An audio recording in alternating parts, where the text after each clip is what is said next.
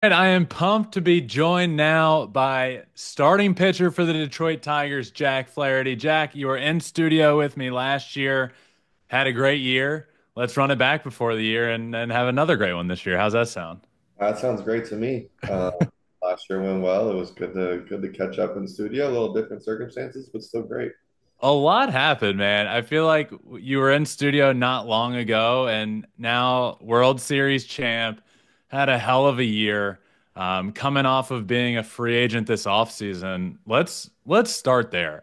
Take people through what was it like the process this offseason of being a free agent? It was partially what I expected in the beginning of just like, hey, we're gonna things aren't really gonna pick up until winter meetings. There'll be Mhm. some conversations over GM meetings. Things will pick up over winter meetings, and it was, you've got teams A, B, C, and D.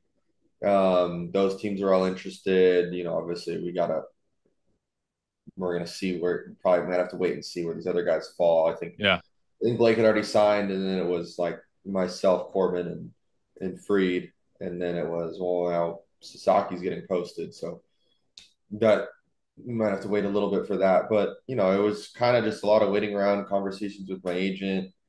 Um, we get into January, and it's you start understanding where the market's going to go, and um, you start changing up maybe what you're looking for, and Yeah. now it starts turning into okay, how can we make this work? Maybe with a team you really want to go to, and a place where you had success. And so that's how it ended up, and things ended up going rather quickly once the conversation really started to get going. It happened quickly. At one point this offseason, I think it was at some point in January, you tweeted, I don't know what's making this so difficult. What was happening at the time when you said that? Just nothing? It kind of basically, it was just conversation between my agent and I of like I'm like, what's on the table? And it was like nothing. Not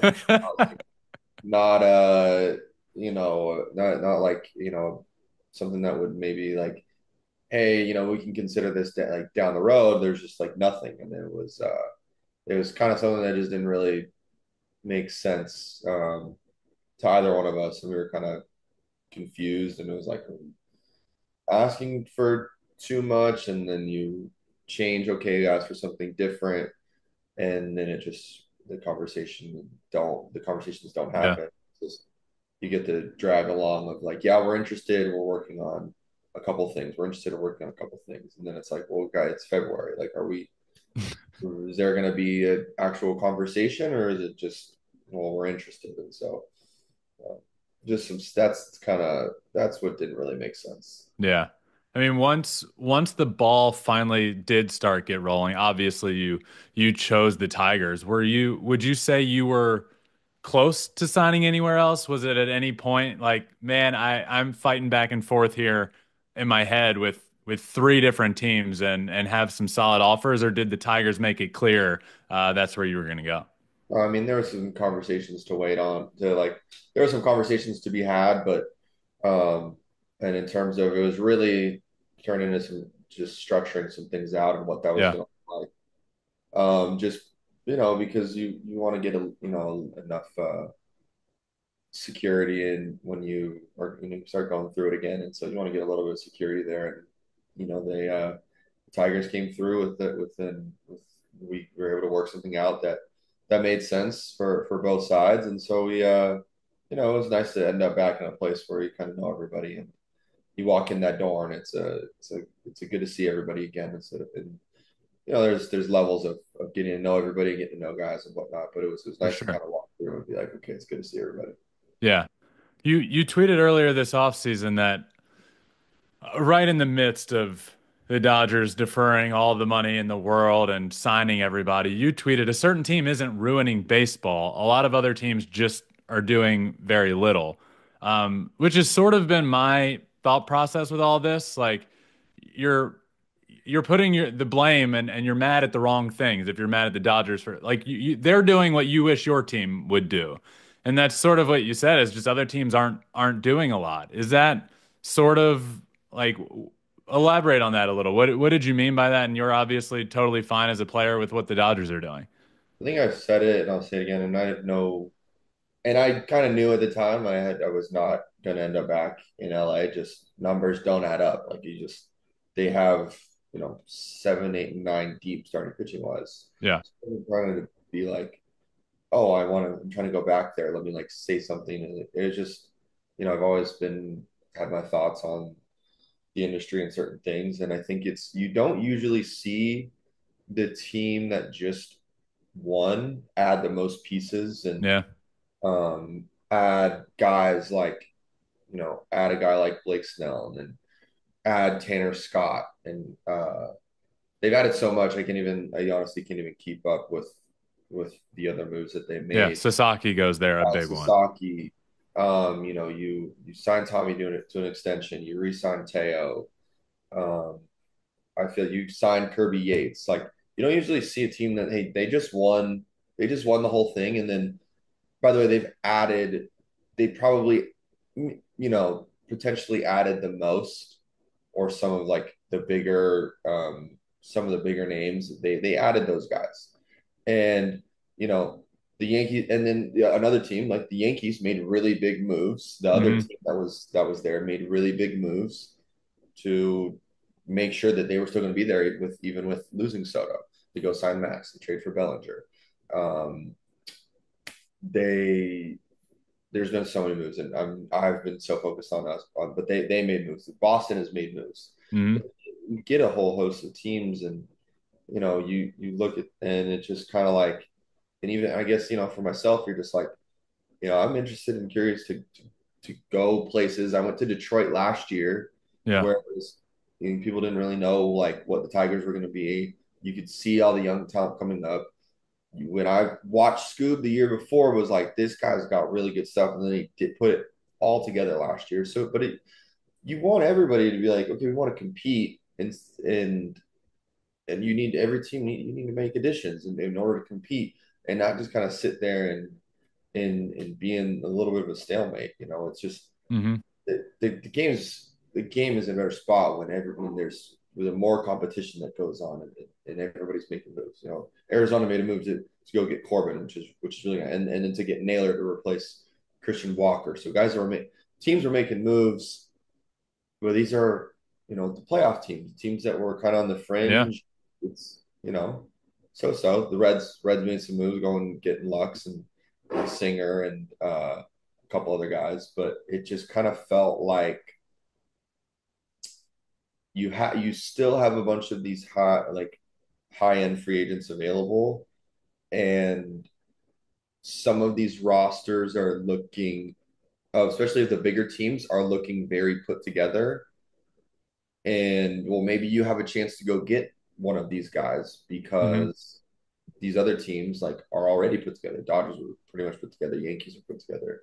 Even the Red Sox today, like or whatever, like we're still pretty put together. But well, we can make an addition, and however their defensive rotation ends up lining up, but you want to see it like everybody make additions, and like it makes the free agent market better, and it makes everything better. Yeah.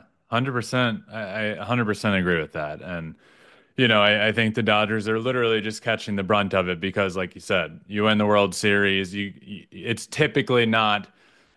They've gone from signing Shohei to 700 million, everybody talking about that, to winning the World Series, and then really just being right back to business as usual in the offseason. And I think a lot of people, instead of blaming a team, and we don't need to name drop, but if I were like the Pirates that has a Paul Skeens, Jared Jones in the rotation, it's like, oh my God, this could be fun. Add around it. They do absolutely nothing. We should be more mad at teams like that as opposed to the teams you just mentioned that are doing things.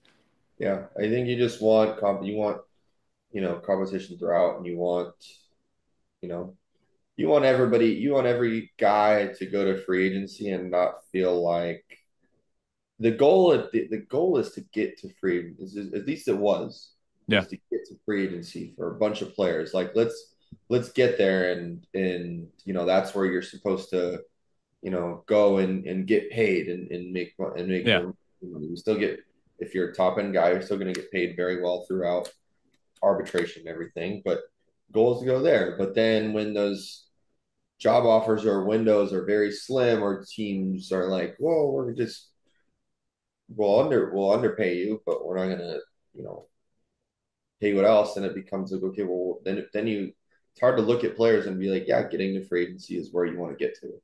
Yeah.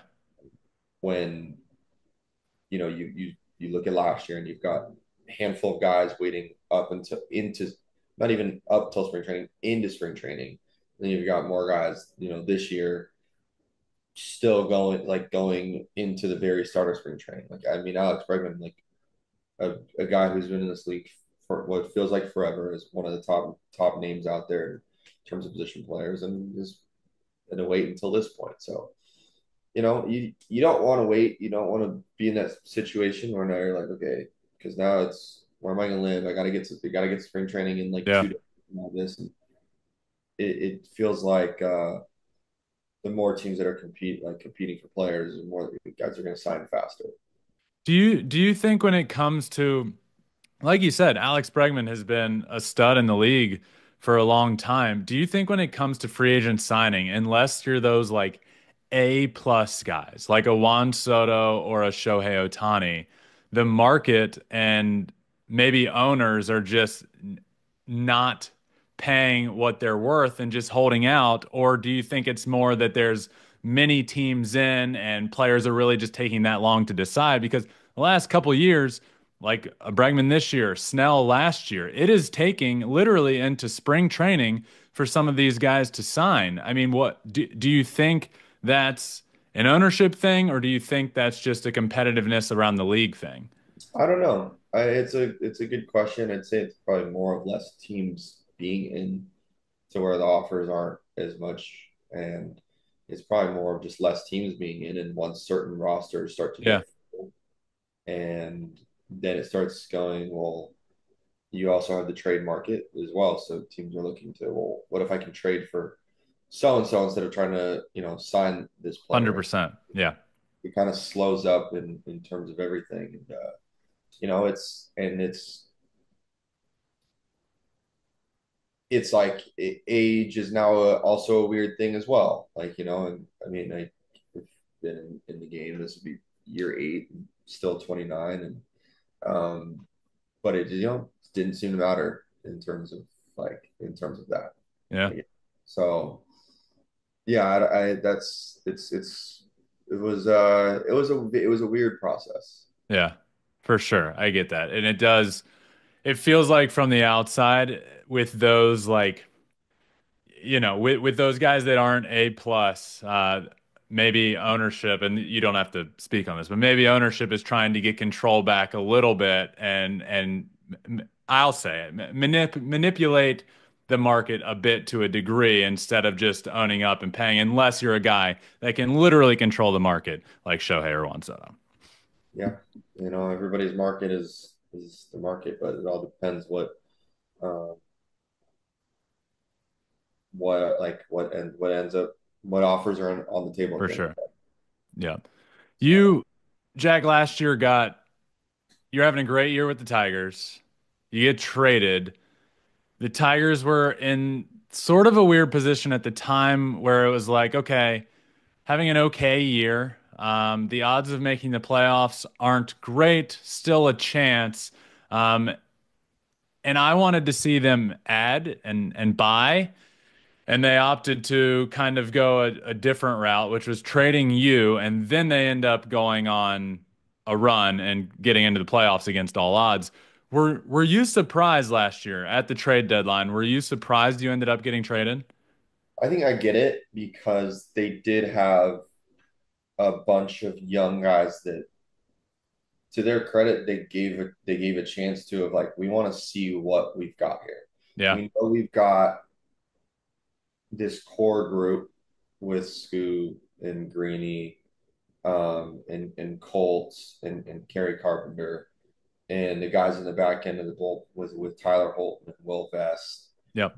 Jason Foley, like all those, Bo Brisky, like they knew they had that. And it's like, okay, we're not too. It's like we got to give these young guys a chance. So in terms of trading Carson Kelly to bring Dylan Dingler up, trading Canna, like basically just like we need to see what these young guys got. So it was like they did it in a way of like let's bring some veterans in and see where we're at, and then um, hey, we can get this really good return for these guys. Yeah. Let's give these young guys a chance. And I don't think it was a well, if we win, we win. Great. It was just it's like a you have to see at a certain point. You have to see what these guys can do and if they can produce. And they came up and they produced, and now you look at them this year in a whole different light of like, Yeah. oh, okay, these young guys can play. And they came from AAA and they're ready to go. Now they've been in big high pressure situations and they've been in the playoffs, and it's a different look and a different feeling. For sure. So you find out you get traded. You're going to the Dodgers. One, hometown kid playing with the Dodgers. When once the emotion settled of I'm being traded middle of the year going to the Dodgers, what was it like last year being part of that team? You're part of a Yankees Dodgers World Series, which baseball wise, that's the biggest stage you can be on, those two teams in a World Series. How much fun was the last few months of the year for you? It was incredible. I like, yeah, I wanted to stay in Detroit. I didn't want to, selfishly, I didn't want to move again. It was like, we've been 14 in 2 years and things are great there, but you also want to go and have a chance to compete and you want to Yeah, win. And so you get traded to LA and, you're like, well, we're in the thick of things. Like, we got a real chance to yeah, go win this whole thing. So that was incredible. And then you add on the fact of going home.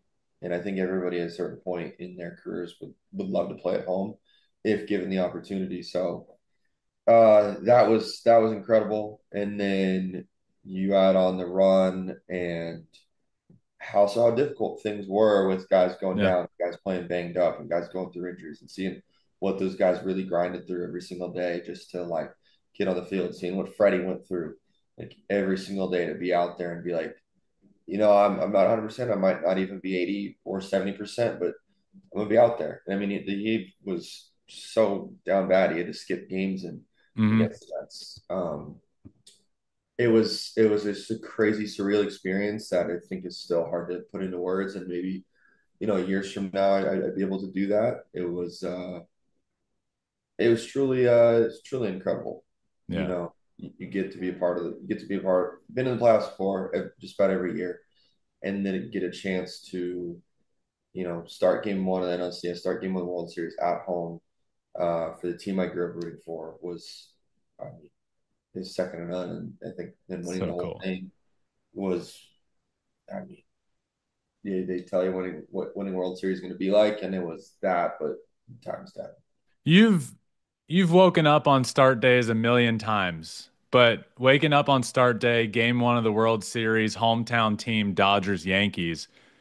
Where were you at emotionally, physically? Like, was that day? And everyone, I feel like people will say like business as usual. Was it, or did it feel a little different waking up? Physically, I knew no matter what, once the game started, like everything was going to be moving a million miles an hour, and it was just like my body was going to be fine. It was going to take over, and the adrenaline would get me through whatever. Uh, Emotionally, I think I did a good job of treating it as normal. Um, you got to find a way to separate. Like you got to find a way to separate all the outside. Everything changes, and it's one of the biggest pieces of advice I was ever given. And I was given in high school, just like no matter what, the game within the lines, like that all stays the same. Like all that stays the same. Everything else on the outside gets bigger.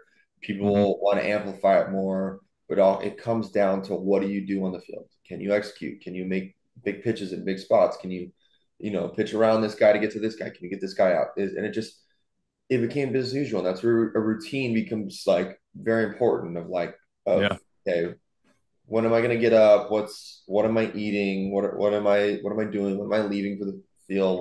When's my nap? Like all that just becomes like it reminds you like it's the same. Like it's the same. Now night before was like different. I was like little just like kind of ready for the next day. Was like, can I just wake up and like can we do this? Like I want to like I'm ready to yeah. pitch. And it's more of that. Once that day starts going, and especially getting up till game time, um, but I mean, when the juices get flowing, and it's go. It's on go. That advice was given to you in high school, probably before a high school baseball game, and now you're using it in the World Series. Pretty cool. Yeah, that one will never leave. And I try to give the same thing to guys when we get in big games, and some young guys will be like it doesn't change. Everything else, all this other stuff, the lights technically didn't get brighter. They're still the same. Everybody's like, oh, the lights are like, no, like you really like get into it. No, they didn't. They didn't change the lights. Just yeah, it's all the If other you stuff. could, if you could, as a Major League Baseball player and a former teammate of his, if you could explain Shohei Ohtani to people, how would you do it? Um, you know, he's like he's unfazed. He's truly like unfazed. He's Shohei. Like he's just he's not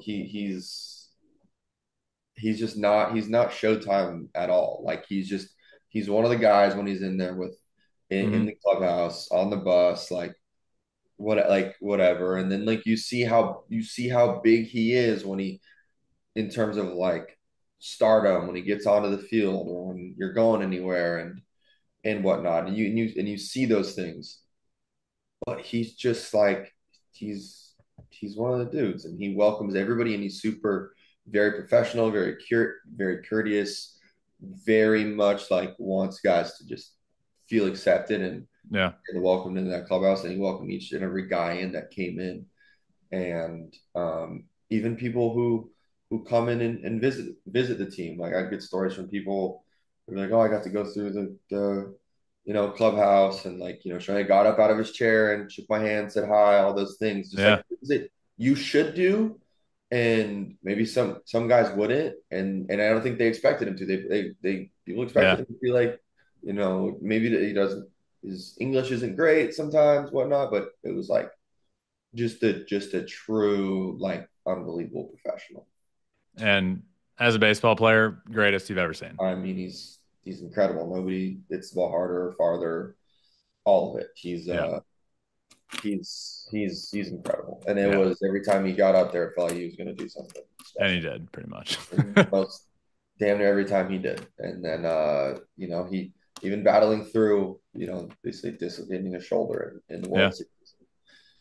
Is still out there for games 3, 4, and 5, and even if the impact wasn't quite there, him being out there was everything. Yeah. Is there anything you learned? また次回の動画でお会いしましょう。皆さん、いかがでしたか？今シーズンは本当に素晴らしいものでした。どの瞬間を振り返っても、まるでドラマのような展開ばかりで、何度も心が震えました。大谷翔平選手がこのチームにもたらした影響は、言葉では言い表せないほど大きなものです。彼がどれだけの努力を重ねてこの舞台に立ち、そしてチームと共に戦ったのかを考えると、改めて彼の偉大さを実感します。プレーだけでなく、チームメイトとの関係、試合への取り組み方、そのすべてが一流であり、多くの選手にとって模範となる存在でした。特にワールドシリーズでの彼の姿は、多くのファンの心に深く刻まれたことでしょう。肩の状態が万全ではない中でも、チームのためにフィールドに立ち続けた姿勢には、ただただ感動するばかりでした。スポーツの世界では、選手が自らの限界を超え、チームのために全力を尽くす瞬間が最も美しいとされますが、大谷選手はまさにその象徴ともいえる存在でした。彼のような選手がいることで、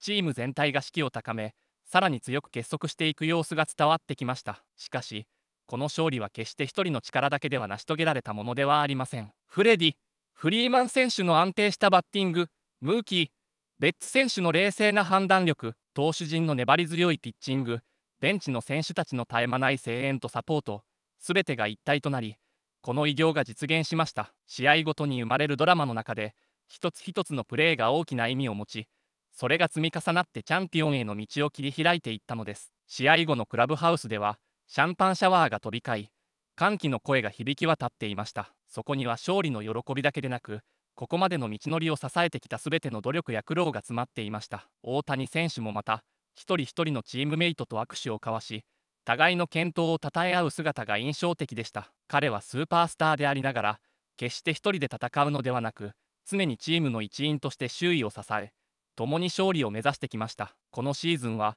多くの困難を乗り越えながらも、チーム一丸となって背負い抜いたことで、大きな成果を上げることができました。しかし、これは決して終わりではなく、新たなスタートでもあります。今シーズンの成功を糧に、さらに強いチームへと進化していくことが求められます。来シーズンに向けて、どんな新たな戦いが待っているのか、今から楽しみでなりません。選手たちもすでに次の挑戦に向けて準備を始めていることでしょう。ここまでチームを支え続けてくれたファンの皆さんにも、改めて感謝の気持ちを伝えたいと思います。皆さんの応援があったからこそ、選手たちは最後まで諦めることなく戦い続けることができました。球場での歓声、SNS での声援、どんな形であれ、その全てが選手たちの力となり、今回の勝利へとつながったのです。今後も変わらぬ応援をよろしくお願いします。また、このシーズンで特に印象に残った試合やプレーについて、ぜひ皆さんの意見も聞かせてください。どの瞬間が最も胸に響いたのか、どの選手の活躍が心に残ったのか、コメント欄でシェアしていただければと思います。試合ごとの思い出を振り返りながら、ファン同士で熱い議論を交わせる場になれば嬉しいです。そして、今後もこのチャンネルでは最新の試合情報や選手の活躍をお届けしていきますので、ぜひチャンネル登録をお願いします。新しいシーズンの展望や、オフシーズンの動向など、見逃せない情報をお届けしますので、通知をオンにしてチェックしていただければと思います。ここからが、さらに新しい歴史の始まりです。これからも共に、熱く、全力で応援していきましょう。また次回の動画でお会いしましょう。